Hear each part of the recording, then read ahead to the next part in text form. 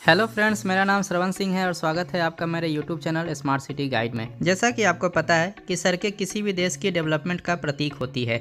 जिस देश की सड़कें जितनी अच्छी और जितनी चौड़ी होती है उस देश को उतना ही विकसित माना जाता है। और जहां तक रोड्स के नेटवर्क का सवाल है तो इंडिया पूरे वर्ल्ड में सेकेंड नंबर पे स्थान हासिल करता है यूनाइटेड स्टेट ऑफ अमेरिका के बाद। लेकिन आज के ज़माने में जहां एक्सप्रेसवे या कंट्रोल्ड एक्सेस हाईवे किसी भी देश की ट्रांसपोर्टेशन की नींव बन चुकी है, तो इस स्थिति में भारत दूसरे विकसित देशों से काफ़ी पीछे है। यहाँ तक कि पाकिस्तान में भी आज के डेट में जो एक्सप्रेसवे या कंट्रोल्ड एक्सेस हाईवे की कुल लंबाई है वो हमारे देश भारत से ज़्यादा है।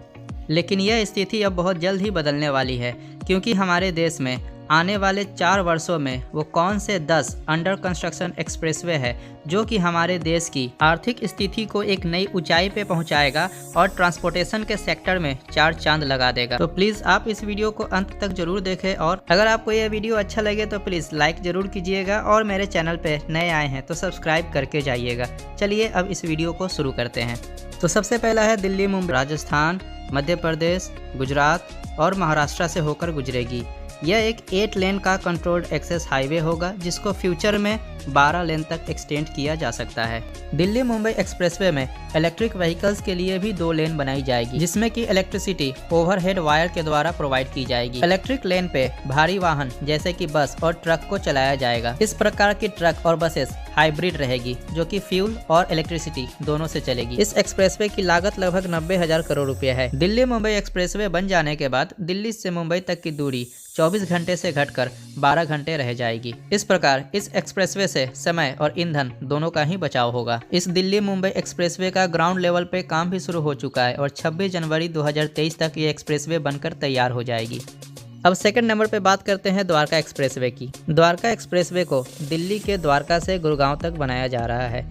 इसकी लंबाई टोटल 27.6 किलोमीटर होगी और ये 8 लेन का कंट्रोल्ड एक्सेस हाईवे होगा। यह द्वारका एक्सप्रेसवे दिल्ली मुंबई एक्सप्रेसवे का ही एक इंटीग्रल पार्ट है। इस द्वारका एक्सप्रेसवे को बनाने की कुल लागत लगभग 8,000 करोड़ रुपए है। इस एक्सप्रेसवे के कारण गुड़गांव में नए कमर्शियल सेंटर का निर्माण होगा। ग्राउंड लेवल पे इस एक्सप्रेसवे के कंस्ट्रक्शन का काम शुरू हो चुका है और 2022 तक उम्मीद है कि यह एक्सप्रेसवे बनके तैयार हो जाएगी। अब तीसरे नंबर पे बात करते हैं दिल्ली मेरठ एक्सप्रेसवे की। दिल्ली मेरठ एक्सप्रेसवे की कुल लंबाई 96 किलोमीटर है जो कि दिल्ली से मेरठ के बीच बनाई जा रही है। यह एक्सप्रेसवे दिल्ली के निजामुद्दीन ब्रिज से दासना तक 14 लेन का कंट्रोल्ड एक्सेस हाईवे होगा जो कि इंडिया का सबसे चौड़ा एक्सप्रेसवे है। और फिर दासना से मेरठ तक 6 लेन का कंट्रोल्ड एक्सेस हाईवे होगा। और इसी एक्सप्रेसवे का एक और सेक्शन जो कि दासना से हापुड़ तक जाएगा जो 22.2 किलोमीटर लंबा सेक्शन रहेगा, 8 लेन का हाईवे होगा। इस दिल्ली मेरठ एक्सप्रेसवे को टोटल 4 फेज में डेवलप किया जा रहा है, जिसमें फेज 1 एंड फेज 3 का काम पूरी तरीके से कंप्लीट हो चुका है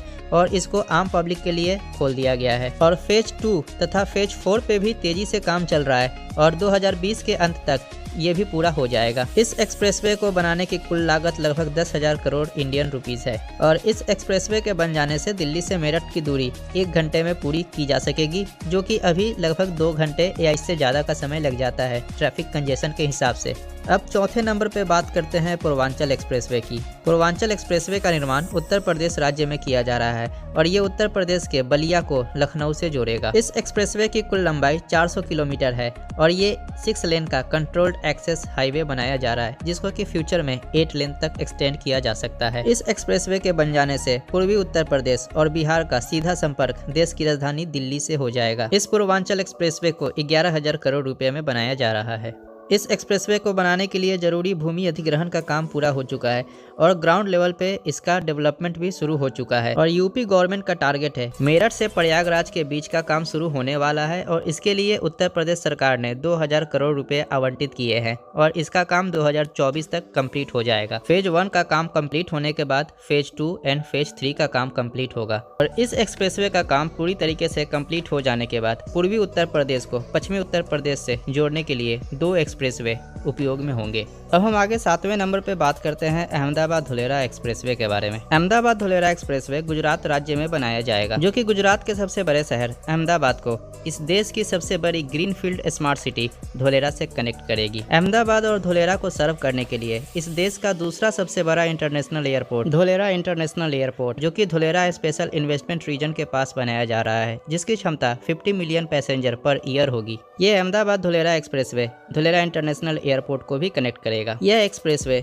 4 लेन का कंट्रोल्ड एक्सेस हाईवे होगा, जिसको कि 6 लेन तक एक्सटेंड किया जा सकता है। और धुलेरा स्मार्ट सिटी के अंदर यह एक्सप्रेसवे 12 लेन चौड़ा होगा, जिसकी कुल चौड़ाई 250 मीटर होगी। इस एक्सप्रेसवे को दिल्ली से कटरा तक बनाया जाएगा वाया अमृतसर, और इसकी कुल लंबाई 575 किलोमीटर होगी। और यह एक 6 लेन का कंट्रोल्ड एक्सेस हाईवे होगा। और यह एक्सप्रेसवे भारतमाला परियोजना के अंतर्गत बनाया जा रहा है, और इसको बनाने की कुल लागत 60,000 करोड़ रुपए है। इस एक्सप्रेसवे के बन जाने से कटरा से दिल्ली की दूरी को 6 घंटे में पूरा किया जा सकता है।